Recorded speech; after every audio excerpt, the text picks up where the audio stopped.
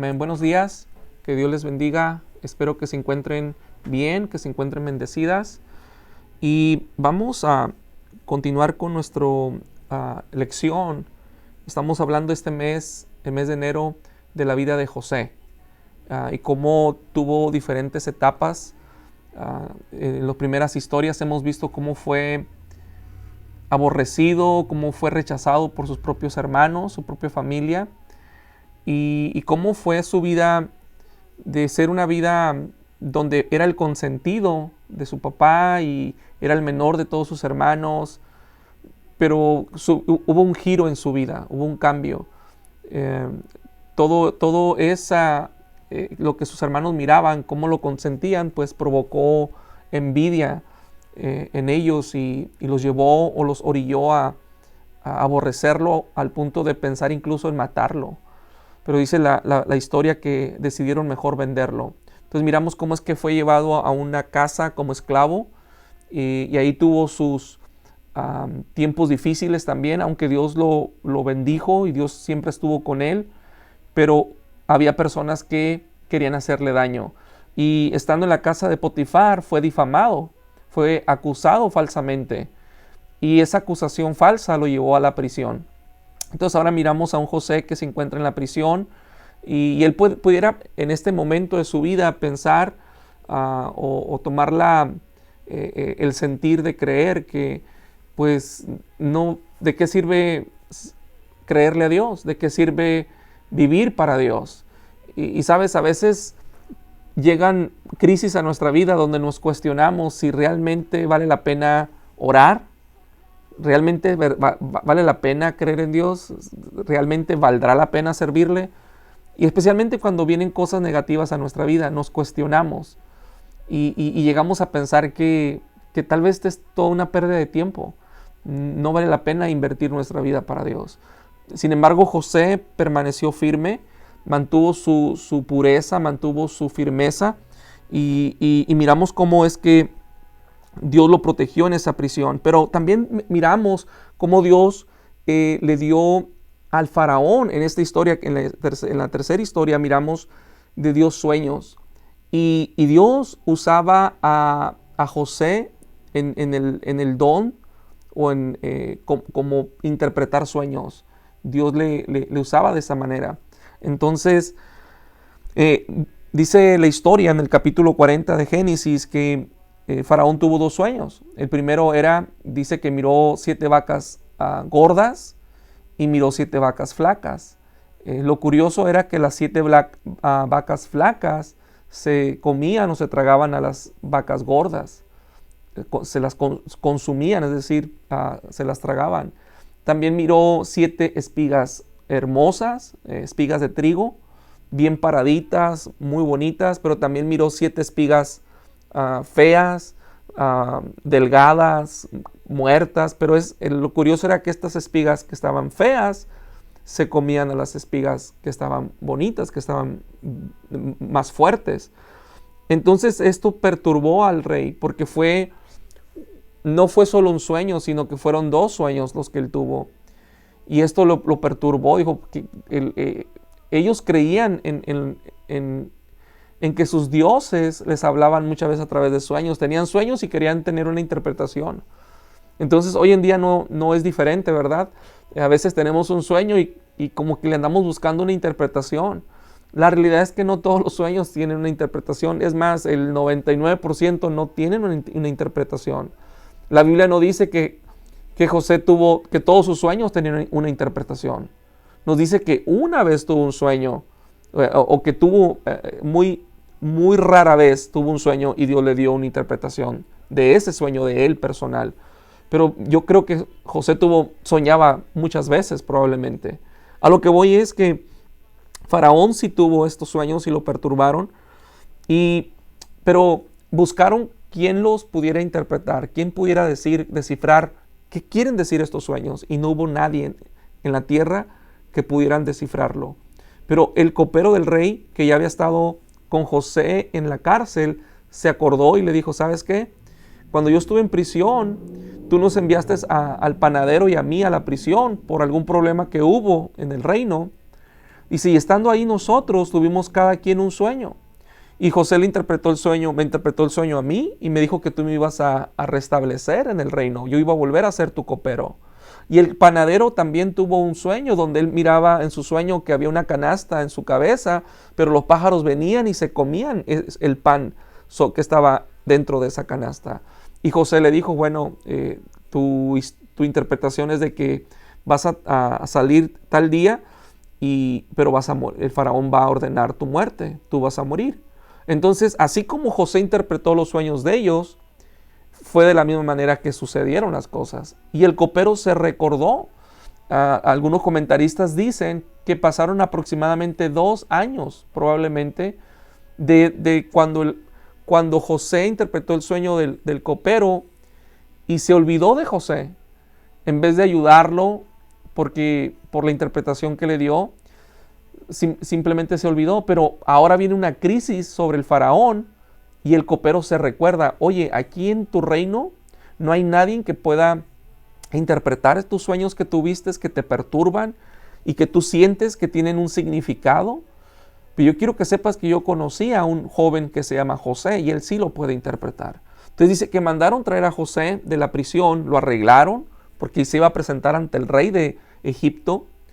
Y cuando se presenta, el rey le comenta el sueño y José logra interpretarle aquel sueño. Y a raíz de esto dice que José le dice, bueno, esto significa que vienen 7 años donde va a haber abundancia, donde va a haber mucha economía, va a haber prosperidad, pero también dice, van a venir los siguientes 7 años, va a ser años de escasez. Va a haber hambruna, no va a haber agua, no va a haber comida, va a haber una crisis extrema en la tierra. Entonces el faraón le dice, bueno, ¿qué tú crees que pudiéramos hacer? Y José le dice, yo creo que lo que deberías de hacer es ahorra en los tiempos de prosperidad, guarda para cuando venga la crisis, tú tengas para solventar tu necesidad y la de tu nación. Entonces el faraón estaba impresionado con la sabiduría de José y cómo él interpretó el sueño, cómo supo resolver el problema. Y le dijo, no vamos a encontrar a una persona más inteligente, con más sabiduría que Dios le ha dado que tú, José.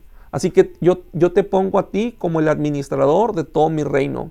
En todo mi reino, le dijo, no va a haber nadie más importante que tú. El único que va a estar por encima de ti, le dijo el rey, soy yo. Pero de ahí en adelante, ninguno de mis gobernantes, ninguno de las personas que trabajan para mí, no habrá nadie que esté sobre ti. Tú vas a estar sobre todos. Y tú vas a administrar mi reino y mi nación y mi pueblo. Eran miles y miles de personas viviendo en Egipto. Pero José llegó al punto donde fue el administrador de esa nación. Ahora, el tema de hoy nos habla y nos dice, en este caso, cuando interpretó José los sueños de Faraón, nosotros decidimos escoger la voluntad de Dios, especialmente en tiempos difíciles. José decidió mantenerse íntegro, hacer lo correcto, aún en los tiempos de crisis, cuando las cosas estaban mal, cuando las cosas no le estaban saliendo como él quería. Por naturaleza, tendemos a desanimarnos cuando nos está yendo mal en la vida. Y tendemos a dejar de adorar, de orar, de cantar, de servirle a Dios. Viene un desánimo y como que nuestro nivel de gratitud se desinfla. Como que nuestro nivel de adoración se viene abajo. A veces incluso nuestro nivel de servirle a Dios se viene abajo. ¿Por qué? Porque tendemos a afectarnos negativamente por la crisis. Y 3 principios que yo encuentro en esta historia. Número 1, debemos hacer lo contrario a lo que nuestras emociones nos dictan. Cuando tú aprendes a ser como José, no eres una persona, no te dejas llevar por las emociones. No estoy diciendo que no tienes emociones. Todos tenemos emociones. Usted tiene emociones, pero muchas de sus emociones son negativas. Pero entonces usted no puede permitirse dominar o gobernarse o dejarse llevar por lo que siente. Usted a veces va a sentir que alguien te ofendió. Tú no te puedes dejar llevar por esa emoción. Tú te vas a sentir defraudado, te vas a sentir decepcionado, te vas a sentir triste, molesto, amargado. O sea, van a venir muchas emociones negativas. José pudo verse dejado llevar por sus emociones negativas, producto de la crisis que él estaba viviendo. Pero miramos a un José que permaneció creyéndole a la voluntad de Dios. No se dejó llevar por sus emociones, por lo que sentía, sino por lo que creía. Y eso es lo que debemos hacer nosotros. En medio de la tormenta, cuando las cosas están mal, seguirle creyendo a Dios. En segundo lugar, cree que Dios usará tu crisis para bien. Tú créele a Dios. Yo no entiendo de qué me va a servir esto para bien. Es más, yo lo miro negativo. Esto es algo malo, no me agrada, me duele. Pero la Biblia dice que los que aman a Dios, y ese es el versículo clave de esta historia, que los que aman a Dios, todas las cosas les ayudan a bien.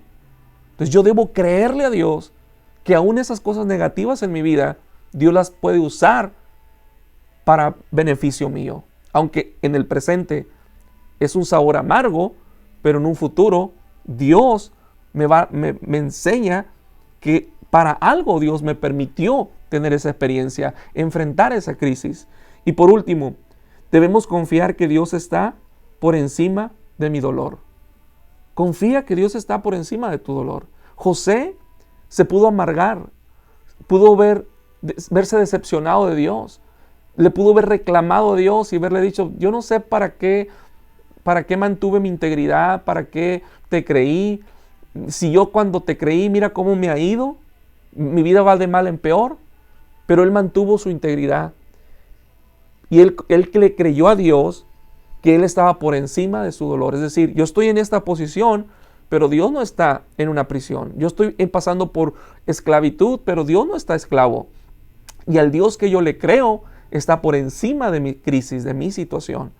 Entonces, cuando José aprendió a hacer estas cosas, Dios lo promovió. Cuando nosotros aprendemos a permanecer en medio de la crisis y a atravesarla con madurez, a no dejarnos llevar por las emociones, a creerle a Dios que algo va a ser bueno a través de esto, y Dios mira que nosotros le permanecemos firmes creyéndole, y nuestro nivel de adoración no baja, sino que le seguimos sirviendo, y confiamos y creemos que Él está por encima de mi dolor, que Él está arriba, y aunque yo estoy pasando una crisis, Dios te va a honrar. Dios te va a posicionar en un lugar donde tú te vas a regocijar y vas a ver las bendiciones y los beneficios de Dios sobre tu vida. Amén. Así que compartamos esta historia con nuestros niños y podamos bendecir sus vidas. Yo deseo que ustedes también sean bendecidos con esta palabra. Yo no sé si estás pasando por una crisis, alguna situación negativa, algo emocional que te quiere hacer sentir mal. No permitas que ninguna emoción que no venga de Dios negativa turbe tu vida.